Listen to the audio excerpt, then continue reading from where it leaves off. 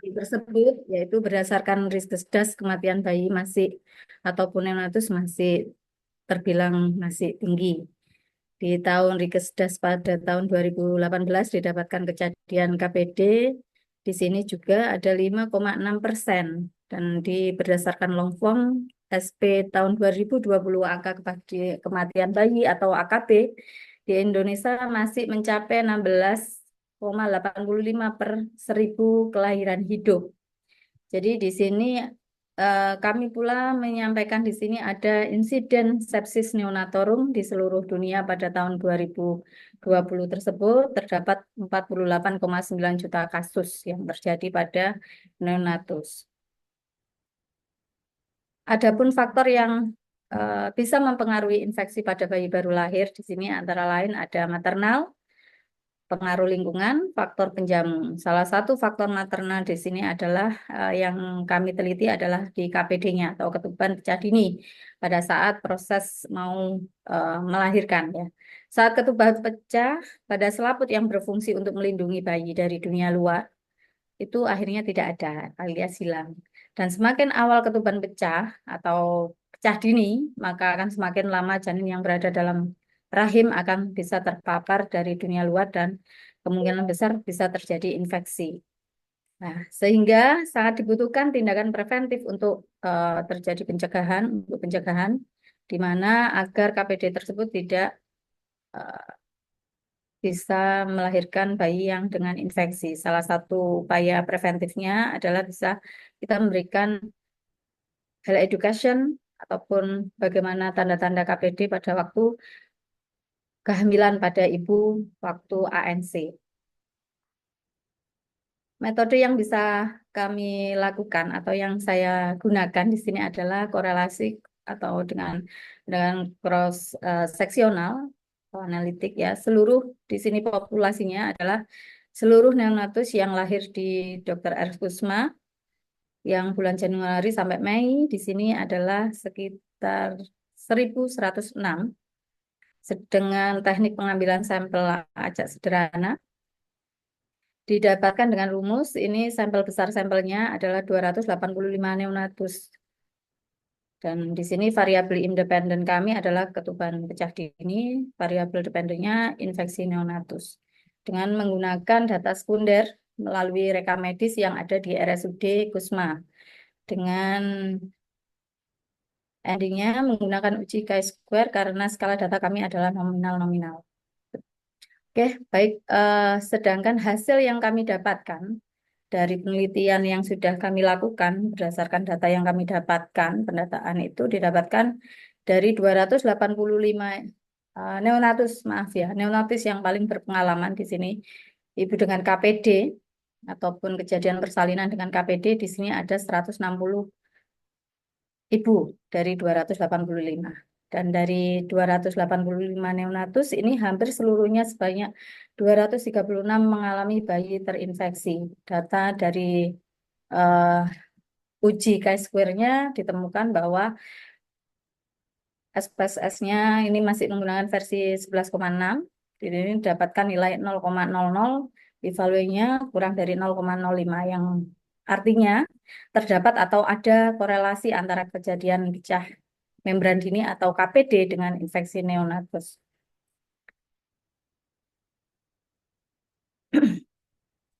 Dari beberapa hal yang tadi yang sudah saya sampaikan di sini, kami mengharapkan adanya pada saat tadi ANC ya secara teratur itu bisa kita memberikan arahan atau apa ya KIE kepada ibunya agar harapan kita untuk berhati-hati terutama pada saat sudah aterm. Jadi jangan sampai 7 bulan kejadian KPD yang sering terjadi adalah di usia 7 bulan. Nah ini, jadi kalau misalnya sudah usia menginjak trimester 3 kita suruh hati-hati terutama pada saat hubungan seksual ya atau pada saat itu pun perlu dilakukan hati-hati karena memang rawan terjadinya KPD pada saat itu dan terjadinya infeksi akhirnya endingnya di situ. Kemudian di sini di RS UD Kusma ini mayoritas tidak terjadi infeksi neonatus disebabkan karena kesterilan pada setiap tindakan yang tidak terjadi. Tetapi pada saat kenapa kok terjadinya itu adalah pada saat setelah rujukan, yaitu misalnya KPD-nya terjadi di bukan di lokasi rumah sakit, tapi jadi faktor rujukan karena memang dari rumah sakit daerah itu adalah rujukan yang pertama yang dari puskesmas yang sekitar Kabupaten Tuban, yaitu ada 33 puskesmas rujukan di situ. Jadi dan BPM ya jelasnya, karena kalau misalnya KPD-nya terjadi di situ, kebanyakan tidak terjadi infeksi. Tapi karena beberapa kejadian yang dialami oleh ibu dengan KPD itu adalah kebanyakan adalah ibunya itu adalah rujukan. Jadi pecahnya kemarin, merembes. Nah, dibiarkan. Ternyata sudah habis waktu pada saat dia sudah dirujuk. Itu yang kebanyakan terjadi seperti itu. Yang terjadi resiko kontak dengan dunia luar atau intrauterin dengan intrauterin sehingga berpotensi terjadi infeksi neonatus. Itu yang biasanya kalau kita cek adalah sudah kelamaan untuk pada saat ataupun eh, eh, terjadi rujukan yang terlambat, istilahnya seperti itu. Tapi kalau misalnya ibunya tadi saya kembalikan lagi KPD-nya terjadi pada saat ataupun terjadi misalnya post-death kita lakukan amniotomi lah ini mungkin tidak akan terjadi karena memang kan kalau dikatakan KPD adalah ketuban pecah dini dengan usia yang belum matur atau belum aterem gitu.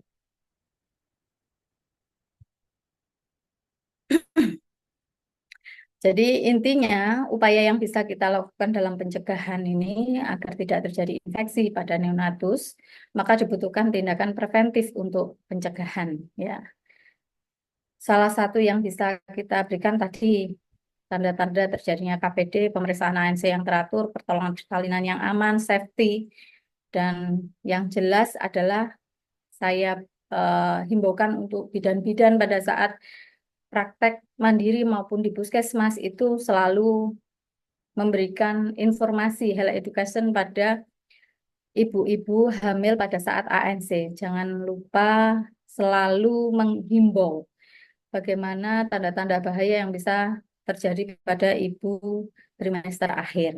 Dan ini bisa kita selalu review pada saat trimester 2. Kita ulangi lagi di trimester ketiga seperti itu.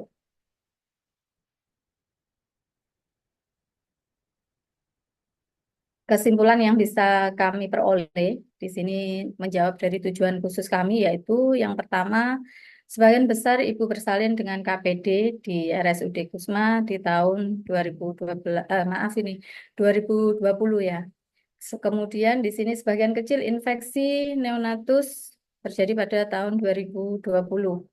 Terdapat korelasi antara ketuban pecah dini atau KPD dengan kejadian infeksi neonatus di ruang neonatus di tahun 2020. Demikian yang bisa kami sampaikan. Mohon masukan dan arahan dari Bu Maya. Terima kasih, kurang lebihnya. Mohon maaf. Wassalamualaikum warahmatullahi wabarakatuh. Waalaikumsalam warahmatullahi wabarakatuh. Terima kasih Bu Eva, luar biasa. Untuk selanjutnya kita langsung ke sesi tanya jawab.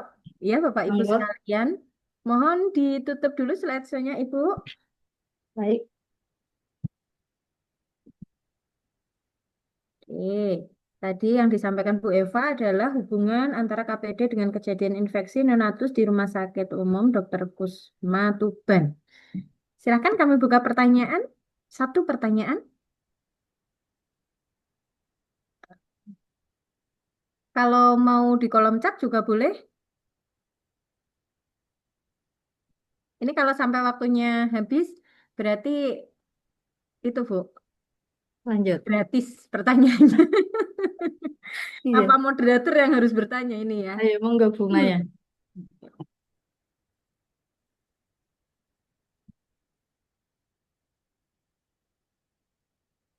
Kalau menurut, oke saya aja yang bertanya kalau begitu ya. Tapi ini waktunya udah mau habis ini, tinggal 1 menit.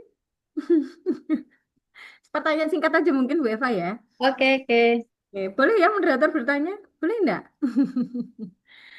Sepertinya waktunya habis Bu Eva. Loh, Jadi nggak jadi mohon bertanya, izin Bu. saya tidak jadi bertanya karena nanti kita randonnya akan lebih panjang nanti. Wah, ini Bu Eva dapat gratis enggak ada pertanyaan ini. Tapi nanti tolong untuk presenter yang lain bukan berarti harus dilama-lamakan ya presentasinya ya. Nanti 6 menit seperti Bu Eva harus sudah selesai. Tadi Bu Eva pas 6 menit sudah selesai. Luar biasa. Baik, terima kasih.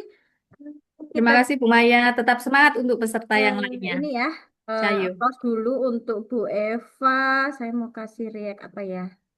Mungkin ini aja ya. Boleh yang lain mengirimkan reaction untuk presenter kita yang pertama sambil bersiap untuk presentator yang kedua atau presenter kedua, Pak Hian, monitor.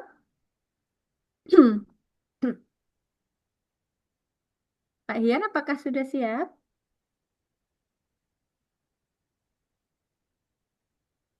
Pak Hian, kalau Pak Hian belum siap, saya akan lempar ke presenter yang ketiga. Sepertinya Pak Hian belum siap ini ya. Masih ngantuk-ngantuk gitu kayaknya ya. Mohon izin dengan Ibu Bustomi, apakah sudah siap Ibu? Sudah ready di layar monitor? Ini mohon izin panggilannya Bu Agnes atau siapa nggih? Nggih, Agnes Ibu. Oh Bu Agnes. Baik Bu Agnes dari Dari Universitas Trunojoyo Oke, Madura. dari Universitas Trunojoyo. Ya, selamat bergabung Bu Agnes. Sambil bersiap untuk ditayangkan PPT-nya, kami akan menunggu. Setelah itu baru kami akan menghitung untuk waktu presentasinya. Waktu presentasi dan pertanyaan dan jawaban 10 menit saja.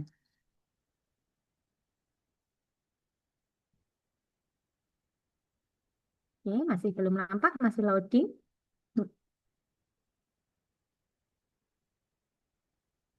Ya, sudah nampak di kami. Sudah siap, Bu Agnes? Insya Allah sudah, Ibu. Baik, untuk layar dan waktu kami persilahkan.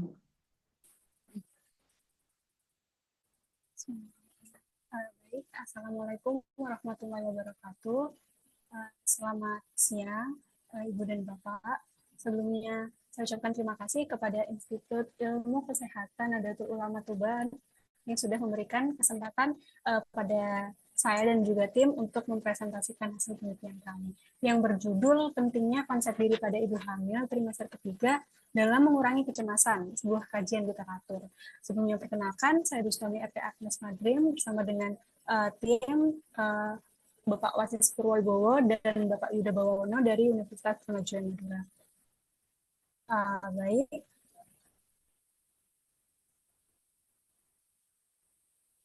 untuk latar belakangnya, kehamilan adalah suatu bagian dari fase perkembangan wanita yang mana bayi lahir dan menjadi bagian dari anggota keluarga yang baru. Selain itu, fase ini terjadi adanya perubahan peran dan hubungan dalam keluarga tersebut. Masa kehamilan ini adalah masa yang sangat memerlukan adaptasi yang baik bagi ibu. Dalam kehamilan tidak hanya kesehatan fisik yang perlu diperhatikan, namun juga kesehatan mental harus diperhatikan.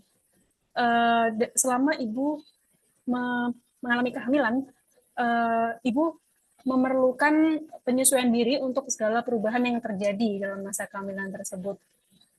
Ada banyak perubahan yang terjadi pada saat ibu hamil. Ada perubahan fisik, kemudian perubahan mental, emosional, sosial, dan juga peran baru. Nah, perubahan hormon yang terjadi pada ibu hamil ini dapat membuat ibu mengalami mudah mengalami perubahan emosi. Sehingga perubahan emosi ini dapat mengganggu kesehatan mental ibu tersebut. Nah, diharapkan saat ibu hamil itu ibu memiliki perencanaan dan juga persiapan yang matang agar ibu mampu menghadapi persalinan nantinya, terutama pada ibu hamil dengan usia kehamilan trimester ketiga yang sudah mendekati masa persalinan. Namun faktanya di usia kehamilan trimester ketiga ada banyak sekali perubahan emosi pada ibu. Seperti ibu akan memiliki perasaan aneh, menutup diri, kemudian ibu menilai dirinya kurang menarik. Nah, di fase ini, karena ibu sudah dekat dengan persalinan, ibu juga sering membayangkan mengenai proses persalinan yang dianggap sangat menegangkan, sakit, kemudian juga ibu bahkan takut meninggal. Nah, hal ini tuh memunculkan adanya rasa cemas dan juga khawatir pada ibu. Uh, Prevalensi menunjukkan dari 373 juta ibu hamil di Indonesia, sebanyak 28,7% ibu atau 107 juta ibu mengalami kecemasan saat mendekati proses persalinan.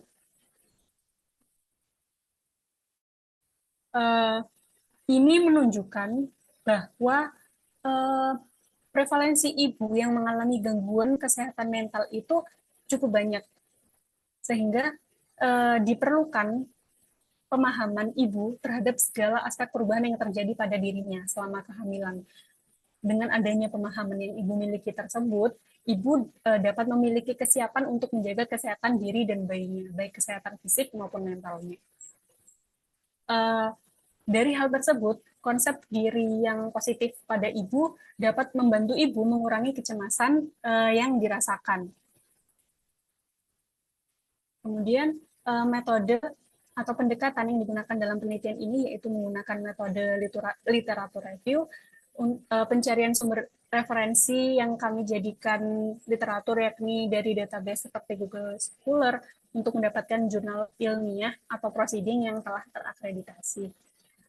Kata kunci yang digunakan untuk menyeleksi atau mencari literatur yang kami gunakan seperti konsep diri pada ibu hamil, kecemasan pada ibu hamil, dan juga ibu hamil trimester ketiga.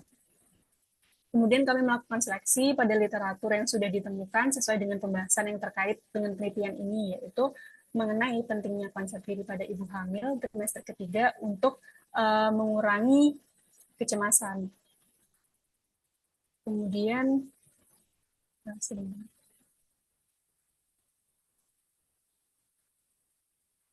result atau hasil dari penelitian ini yaitu untuk kecemasan sendiri merupakan respon emosional yang muncul dengan ditunjukkan dari tanda-tanda atau gejala seperti fisik, perasaan tidak menyenangkan, tidak nyaman, juga khawatir mengenai hal buruk yang belum terjadi menurut Nevitt et al. 2005.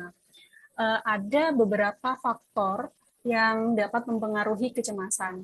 Ada faktor ekstrinsik dan juga faktor intrinsik. Untuk faktor ekstrinsik sendiri itu seperti keadaan atau kondisi medis ibu, kemudian akses pada informasi, status ekonomi sosial ibu atau keluarga, kemudian pola komunikasi dengan pasangan, dan juga adaptasi. Untuk faktor intrinsik sendiri seperti pengalaman, usia, dan juga konsep diri. Sehingga dalam hal ini konsep diri juga turut mempengaruhi tingkat kecemasan ibu hamil. Perubahan hormon yang terjadi pada saat ibu hamil, terutama di usia trimester ketiga, adalah bagian dari penyesuaian diri ibu pada pertumbuhan janin, yang mana hal ini membuat ibu mengalami adanya perubahan psikologis dalam dirinya. Selain psikologis juga mengalami perubahan fisik. Hal ini dapat menimbulkan rasa stres dan juga membuat kecemasan ibu meningkat. Jika ibu mengalami kecemasan, ini akan memberikan banyak dampak buruk pada ibu dan juga janin atau bayinya. Seperti bayi memiliki resiko untuk lahir dengan berat badan rendah, kemudian adanya aktivitas otak yang meningkat pada bagian hipotalamus, kemudian dapat beresiko asma, anak juga beresiko menderita gangguan hyperaktif, perkembangan kognitif, emosi, dan juga tumbuh kembang pada sistem syaraf anak juga dapat terganggu. Penelitian terdahulu yang terkait ada penelitian yang dilakukan oleh Nancy 2019 yang memiliki tujuan untuk melihat bagaimanakah peran dari konsep diri ini pada stres yang dirasakan oleh ibu saat hamil. Hasil dari penelitian ini yaitu adanya peran keluarga dan konsep diri yang baik dalam diri ibu itu dapat memberikan pengaruh pada tingkat stres ibu hamil. Di sisi lain, dengan memberikan konseling dan juga peran dari nakes atau bidan, ini juga dapat membantu ibu membentuk dan mengembangkan konsep diri yang positif dalam diri ibu hamil tersebut. Kemudian penelitian Puspitasari dan Wahyuntari 2020 yang melihat gambaran dari kecemasan ibu saat di usia kehamilan trimester ketiga, ditemukan bahwa status pekerjaan ini juga berkaitan dengan tingkat kecemasan ibu hamil. Ibu yang tidak bekerja, ia akan cenderung lebih sering untuk berada di rumah. Nah, hal ini itu membuat ibu terbatas akan informasi, sehingga dengan kurangnya informasi tersebut, ibu sering memikirkan hal buruk yang mana hal ini bisa berdampak pada kehamilannya. Kemudian penelitian Mulyani et al. 2022 yang membahas mengenai hubungan konsep diri pada kecemasan ibu hamil trimester ketiga yang dihasilkan bahwa konsep diri yang positif ini dapat membantu ibu menurunkan tingkat kecemasannya. Semakin baik ibu memiliki konsep diri atau semakin positif konsep diri yang dimiliki ibu, maka semakin rendah pula kecemasan yang dirasakannya. Namun sebaliknya, jika ibu memiliki konsep diri yang negatif, hal ini akan membuat ibu cenderung kurang menerima adanya perubahan dalam dirinya, sehingga ini dapat memunculkan tanda-tanda kecemasan dan bahkan menurunkan harga diri ibu. Kemudian discussion-nya, konsep diri sendiri adalah suatu pandangan diri seseorang yang mana hal ini meliputi pandangan dirinya akan fisik, kejiwaan, juga perilaku orang tersebut. Aspek konsep diri menurut Kohn dan Asosela 1983 yaitu ada pengetahuan, harapan, dan juga penilaian. Harapannya dengan konsep diri yang positif ini, ibu hamil yang terutama memasuki fase trimester ketiga itu bisa membantu menurunkan tingkat kecemasannya, sehingga ibu dapat menghadapi proses persalinan itu dengan baik, percaya diri, dan juga nyaman. Subaryana 2015 menjelaskan bahwa dengan konsep diri yang positif, individu itu bisa memiliki rasa tanggung jawab dan melihat keberhasilan dan kegagalan sebagai sesuatu yang harus diusahakan, sesuatu yang harus diperjuangkan. Zainullah et al. 2024 menerangkan bahwa dengan konsep diri yang positif, hal ini akan memberikan landasan atau dasar yang kuat dalam diri seseorang agar orang tersebut dapat memelihara kesehatan dirinya baik secara psikologis, emosional maupun fisik. Individu yang memiliki konsep diri yang positif, dia akan siap untuk menghadapi hambatan, tantangan, kemudian dia membangun hubungan atau relasi yang baik dengan individu lainnya, kemudian ia memiliki kemampuan untuk mengelola juga mengatasi rasa stres, memiliki semangat untuk memperjuangkan apa yang ia tuju, apa yang ingin ia tuju atau apa yang menjadi tujuannya. Kemudian dari pandangan-pandangan tersebut bisa dilihat bahwa jika ibu hamil trimester ketiga memiliki konsep diri yang positif, ia akan memiliki kemampuan coping yang efektif. Ia akan mampu merawat dirinya dengan baik, kemudian ia akan berusaha atau mengusahakan keberhasilan, serta bisa membuat ibu tersebut mampu mengelola kecemasan atau stres yang dideritanya. Individu yang memiliki konsep diri positif, ia akan memiliki ciri-ciri seperti dia memiliki keyakinan bahwa dia bisa mengatasi suatu masalah atau tantangan. Kemudian ia memiliki perasaan bahwa ia setara atau sama dengan individu yang lainnya. Kemudian dia menerima pujian dengan hati atau terbuka terhadap pujian. Jadi bahwa setiap individu itu memiliki perasaan, tingkah laku, dan juga penilaian yang berbeda-beda satu sama lain. Dengan konsep diri yang positif, individu akan mampu berkembang serta memiliki kemauan untuk menjadi lebih baik lagi. Kemudian kesimpulannya, dari hasil analisis dan pembahasan, disimpulkan bahwa konsep diri yang baik atau konsep diri yang positif memiliki peran yang penting untuk menurunkan tingkat kecemasan yang dialami oleh ibu hamil, terutama saat trimester ketiga yang sudah mendekati persalinan, memberikan rasa nyaman dan percaya diri pada ibu saat proses persalinan nantinya, dan memberikan ibu kemampuan untuk coping dengan baik. Dari hasil penelitian ini, diharapkan dapat menjadi sumber informasi pada tenaga medis atau kesehatan serta keluarga dan juga masyarakat untuk bisa membantu ibu membentuk dan mengembangkan konsep diri yang baik agar ibu mampu menurunkan kecemasan yang dirasakannya. Saran bagi peneliti berikutnya mungkin dapat menggunakan metode lain untuk mengukur atau melihat secara jelas terkait subjek bagaimana konsep diri itu menjadi sangat untuk menurunkan kecemasan yang dirasakan ibu hamil, terutama di usia yang sudah sangat rawan mendekati persalinan, yaitu trimester ketiga. Kemudian saran yang bisa diberikan yaitu untuk pasangan atau keluarga dan juga tenaga kesehatan agar memberikan perhatian yang lebih pada ibu hamil, terutama saat trimester ketiga yang sudah mendekati masa persalinan, agar ibu dapat mengelola kecemasan yang dirasakannya. Baik, cukup sekian Ibu. Terima kasih. Saya kembalikan.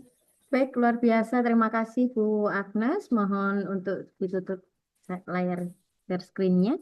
Oke, terima kasih. Kita ada waktu satu pertanyaan, Bapak Ibu sekalian. Boleh mengajukan satu pertanyaan untuk Bu Agnes. Ini tentang coping ini ya, konsep diri pada ibu hamil. Jadi ini lebih ke psikologis ibu hamil menghadapi trimester 3 ya, penelitiannya luar biasa bagus ini. Ada yang mau bertanya? Silakan. Boleh?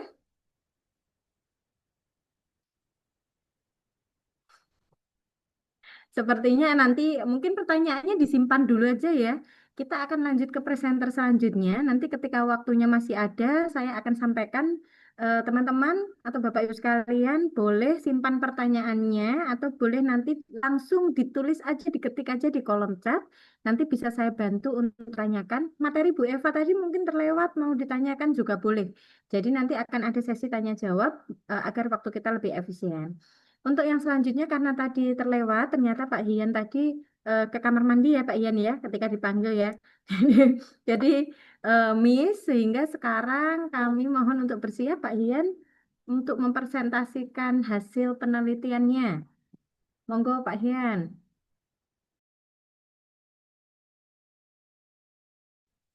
Baik, terima kasih Bu Maya, selaku moderator, ibu-ibu semua yang saya hormati gitu ya, karena saya laki-laki sendiri di sini. Mohon izin dan saya share screen terlebih dahulu.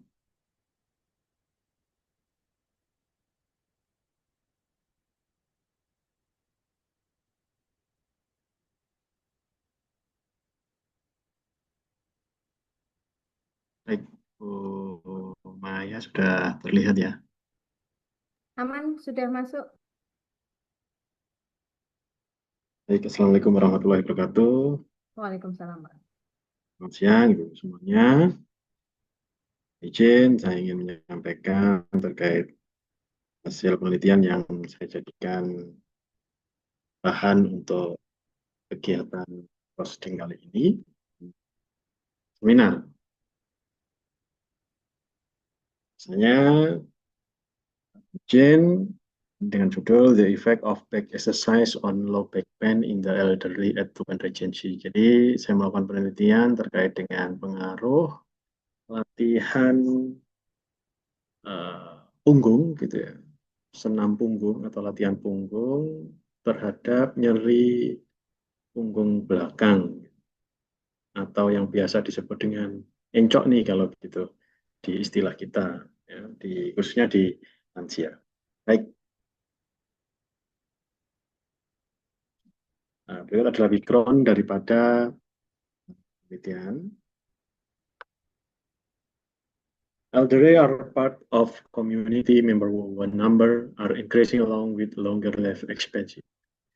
Back pain exercise for the elderly are a series of physical movement or stretch designed to help alleviate and prevent lower back pain commonly experienced by the elderly to the muscle weakness, reduced flexibility, and postural change caused by aging.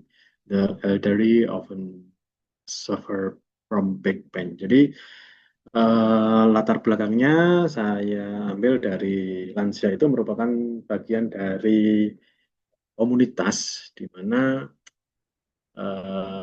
dia akan selalu mengalami kemunduran atau penambahan masalah-masalah yang terjadi akibat penurunan-penurunan fungsi tubuhnya. Jadi salah satunya adalah nyeri punggung. Nyeri punggung ini merupakan kasus yang sangat sering dijumpai kepada lansia hampir seluruh di dunia, khususnya di Indonesia sendiri, dan ini mengakibatkan akan mengalami gangguan fisik gitu ya. Dan juga akan bisa mengakibatkan penurunan kualitas hidup pada lansia. Kemudian metodenya, the research design use a pre-experimental research design. The study sought to determine the effect of independent variable and dependent variable under control condition. The result of the study conducted by the research indicate that 28 or 100% elderly individual experience low back pain before being given back exercise, with the majority of elderly in 15 elderly. Jadi riset yang saya gunakan di sini menggunakan pra-experimental design atau pre-post ya. Dengan saya mencoba ada 28 lansia, kemudian kita menemukan ternyata ada 15 lansia yang mengalami perubahan dari 28 itu gitu ya. Dari 28 itu ada perubahan sebanyak 15 lansia. Sorry. Mana tadi?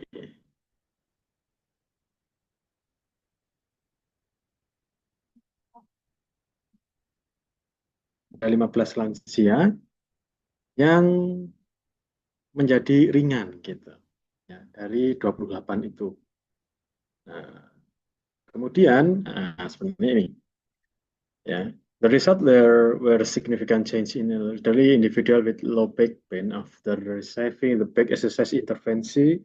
Most respondents experienced mild LPP, as evidenced during evaluation. Yeah, with nearly of the extremity strength examination showing value kurang dari 30 under 30.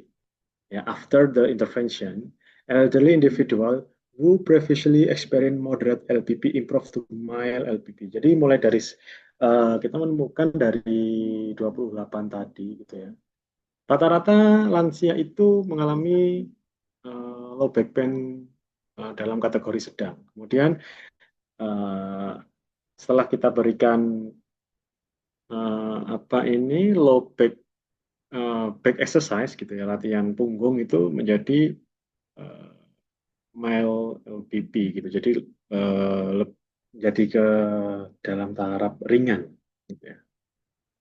Nah, ini disebabkan this occur because the elderly were highly enthusiastic during the back exercise intervention, which greatly assisted the research in achieving significant result. Jadi karena rata-rata lansia yang mengalami LPP itu gitu ya, mengikuti kegiatan latihan punggung atau senam punggung ini dengan sangat antusias dan juga benar-benar diperagakan dengan sesuai instruksi dari peneliti. Gitu. Jadi mengakibatkan ada beberapa perubahan-perubahan yang signifikan. Contohnya hampir dari 50% ya, 50% ya, dari 28 ke 15 ada yang berubah.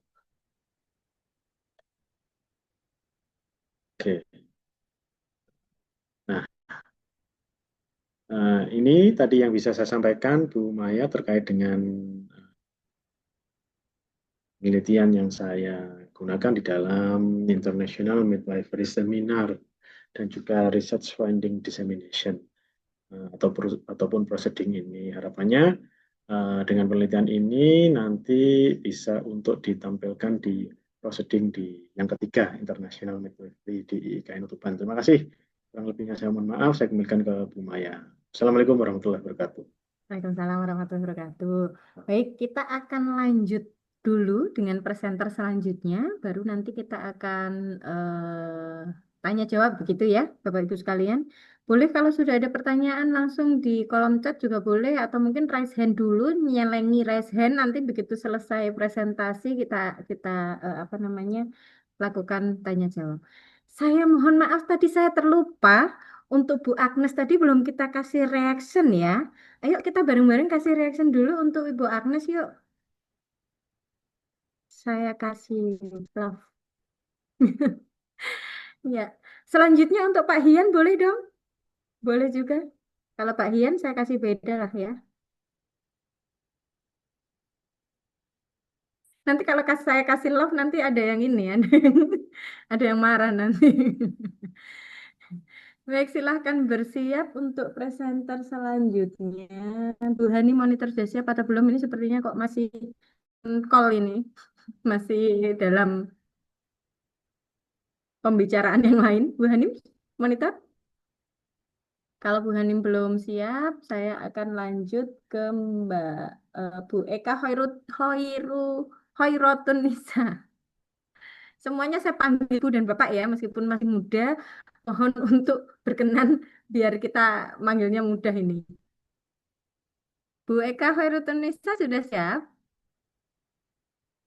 Siap. Siap, baik. Silahkan ditampilkan untuk materi yang akan disampaikan.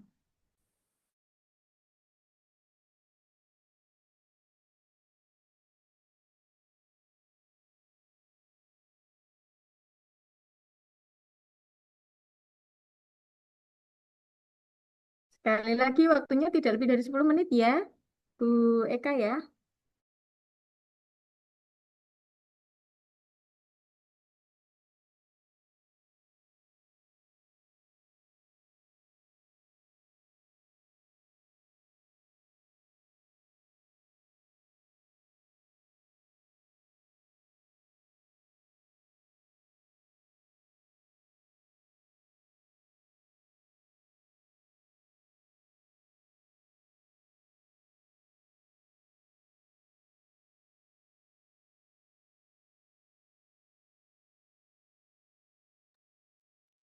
Baik, terima kasih atas kesempatannya, Bu Maya. Assalamualaikum warahmatullahi wabarakatuh. Sebelumnya, perkenalkan saya Kawaro Tunisa, mahasiswa semester kebidanan semester 8 dari dosen. Mohon izin presentasi Bapak dan Ibu mengenai hasil riset penelitian saya yang berjudul Efek Developing Masa Cell on Postpartum Uterine Involution Sign at Sokotuban Health Center. Pengaruh loving massage terhadap tingkat nyeri involusi uterus pada ibu nifas di UOPF Puskesmas Sokotuban.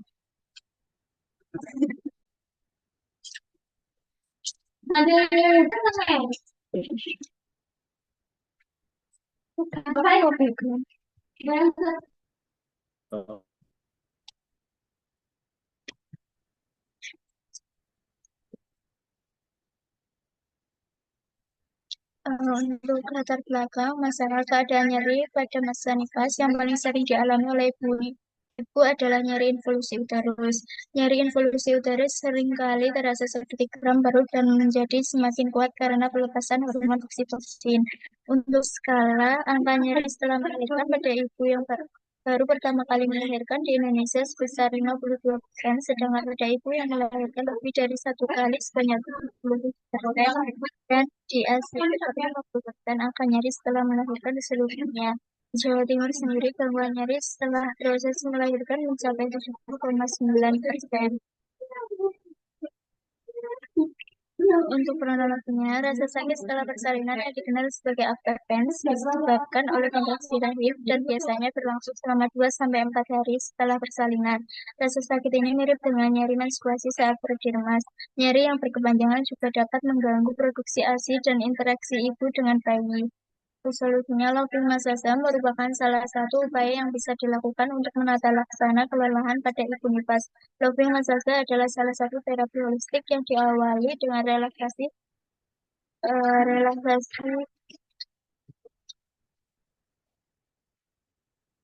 bertanggung kemudian berdoa kepada Tuhan memohon kesejahteraan bagi mind dan spirit dilanjutkan dengan memunculkan rasa peduli dan kasih.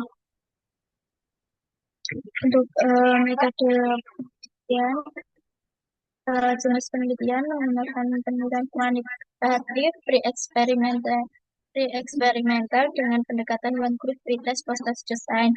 Untuk populasi penelitian, seluruh ibu nifas di UAB Puskesmas Sokotuban. Untuk sampel 16 responden yang memenuhi kriteria inklusi dengan teknik simple random sampling. Untuk instrumen, lembar observasi NFS. Kemudian untuk prosedur pengukuran tingkat nyeri involusi uterus sebelum dan setelah diberikan intervensi looping massage. Untuk analisis data menggunakan uji Wilcoxon syndrome test untuk waktu dan tempat pada bulan Mei sampai Juli 2025 di ULB Puskesmas Wakoduban.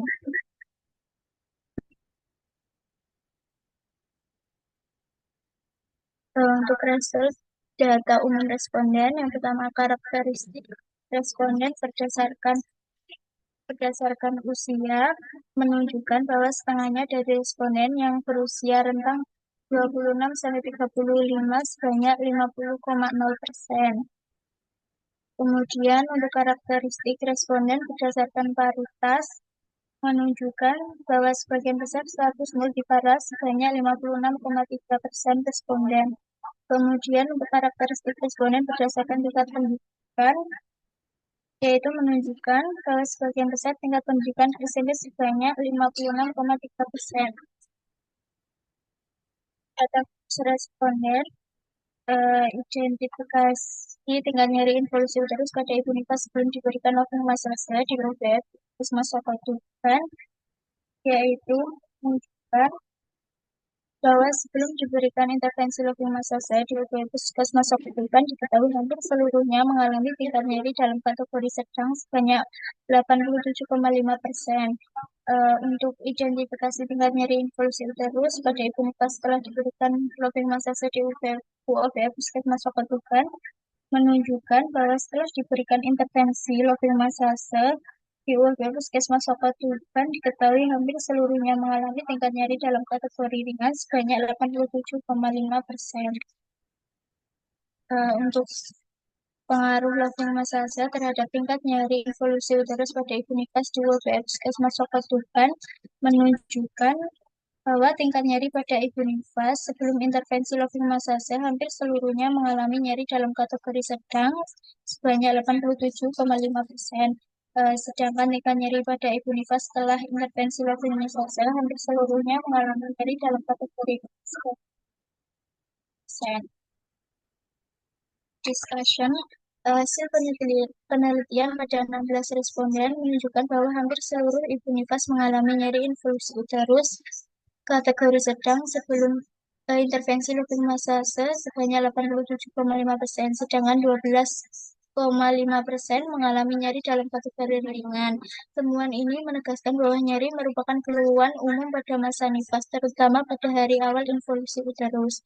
Setelah diberikan looping massage selama 2 hari, hampir seluruh responden sebanyak 87,5% mengalami nyeri kategori ringan dan hanya 12,5% masih mengalami nyeri dalam kategori sedang. Kondisi ini menunjukkan adanya perbaikan bermakna setelah intervensi. Teknik pijatan ini bekerja melalui mekanisme gate control dan pelepasan endorfin yang membantu mengurangi persepsi nyeri. Berdasarkan uji Wilcoxon syndrome test dengan alfa 0,05 menunjukkan bahwa nilai p-value 0,001 yang berarti terdapat pengaruh looping massage terhadap tingkat nyeri involusi uterus pada ibu nifas di UOB Puskesmas Wakoduban. Sebanyak 75% responden mengalami penurunan tingkat nyeri tanpa ada peningkatan tingkat nyeri. Hal ini membuktikan bahwa looping massage efektif, aman, dan dapat dijadikan intervensi farmakologis di fasilitas kesehatan dasar. Untuk conclusion, hampir seluruh ibu nifas di UOB Puskesmas Wakoduban sebelum diberikan intervensi looping massage mengalami nyeri involusi uterus dalam kategori sedang. Setelah diberikan intervensi, hampir seluruh ibu nifas mengalami penurunan tingkat nyeri menjadi kategori ringan. Hasil tersebut menunjukkan bahwa terdapat pengaruh looping massage terhadap tingkat nyeri involusi uterus pada ibu nifas di UOB Puskesmas Wakoduban. Ini hasil referensinya. Sekian presentasi dari saya. Terima kasih. Saya kembalikan ke moderator. Baik, silakan ditutup, Bu Eka. Selanjutnya, Bu Hani sudah, Bu.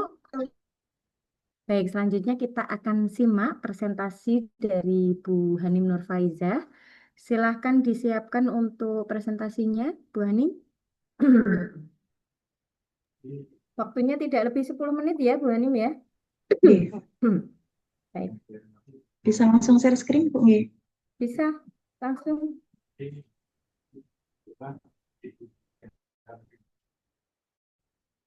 Sim-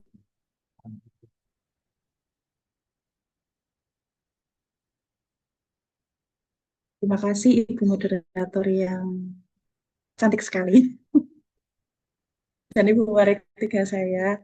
Assalamualaikum warahmatullahi wabarakatuh. Mohon izin saya akan mempresentasikan hasil penelitian kami bersama tim dengan Pak Lukman, dengan Pak Ian yang tadi presentasi juga, dan dengan mahasiswa. Ini adalah terapi spiritual emotional freedom technique atau SEFT terhadap stres akademik pada remaja putri usia 16 sampai 18 tahun di pondok pesantren di Kabupaten Tuban. Jadi remaja dalam masa perkembangannya itu akan rentan sekali untuk mengalami namanya stres karena remaja itu termasuk kelompok rentan yang mulai dari masa anak-anak ke masa dewasa, masa peralihan. Oleh karena itu, salah satunya yang bisa kita terapkan adalah memberikan beberapa atau salah satu terapi yang bisa kita gunakan agar remaja itu bisa menurunkan tingkat stresnya. Nah, stres yang dialami remaja salah satunya adalah karena tuntutan akademik yang disebut juga dengan stres akademik. Tuh. Terutama kenapa kita ambil di pondok pesantren, karena pondok pesantren itu ada pendidikan formal, ada pendidikan non formal, yang dimana stres itu akan terkumpul di sana. Gitu. Nah, stres akademik itu sebenarnya hal normal dialami oleh remaja. Kita pun setiap hari akan mengalami stres akademik, gitu nih. Akan tetapi kalau stres akademik itu dibiarkan, maka akan menimbulkan dampak negatif pada kesehatan mental terutama. Yang lebih parahnya itu ke self harm.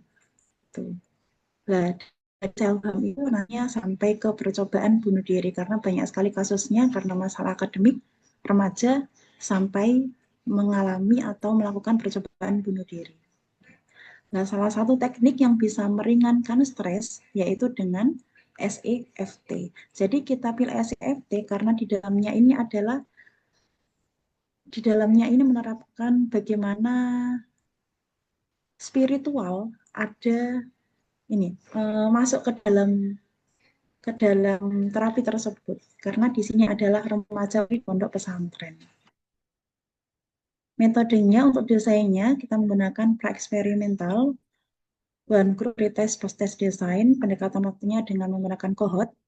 Untuk populasinya ada 150 remaja dan sampelnya ada 50 remaja, teknik samplingnya menggunakan non-probability sampling dengan jenis purposive sampling. Untuk variabelnya, independennya terapi SEFT, dependennya tingkat stres akademik, alat ukurnya SOP, dan questionnaire stres akademik. Untuk ujinya menggunakan uji Wilcoxon. Ini adalah hasil dari terapi SEFT terhadap stres akademik. Untuk pretestnya sendiri, ada dari 50 remaja ini ringan, yang ringan ini ada 5 remaja, yang sedang ada 41, bahkan ini ada yang berat. Ada yang berat ini 4 remaja.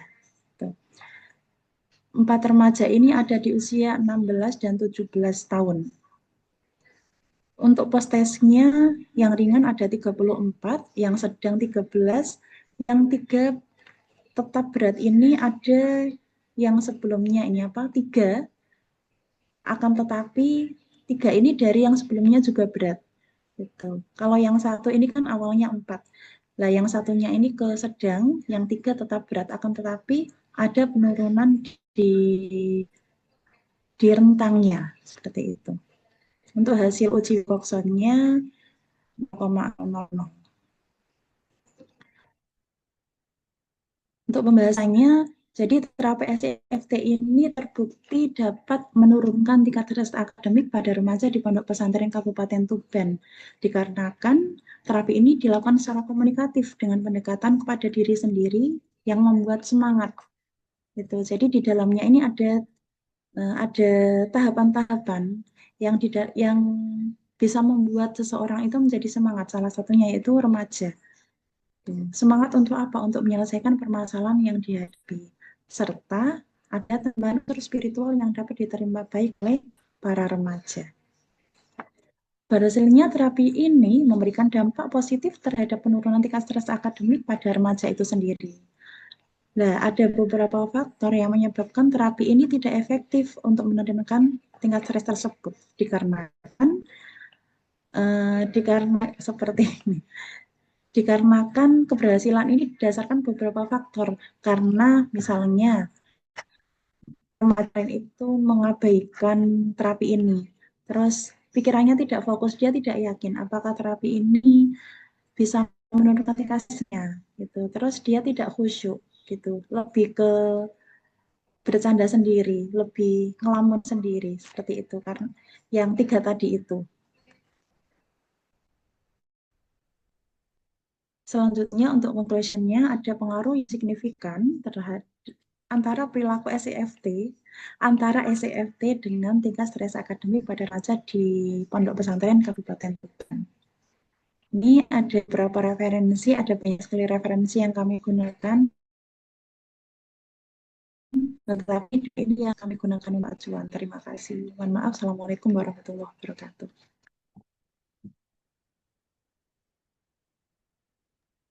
Baik, terima kasih Bu Hanim. Kita langsung ke presenter yang Sama, selanjutnya. Jadi kita habiskan semua, baru nanti kita tanya jawab gitu ya. Presenter selanjutnya ini Bu Evi Nur Indasari sudah ready ya. Silakan disiapkan untuk PPT-nya Bu Evi. Tinggal dua presenter lagi ya. Silakan, tidak boleh lebih dari 10 menit ya Bu Evi ya.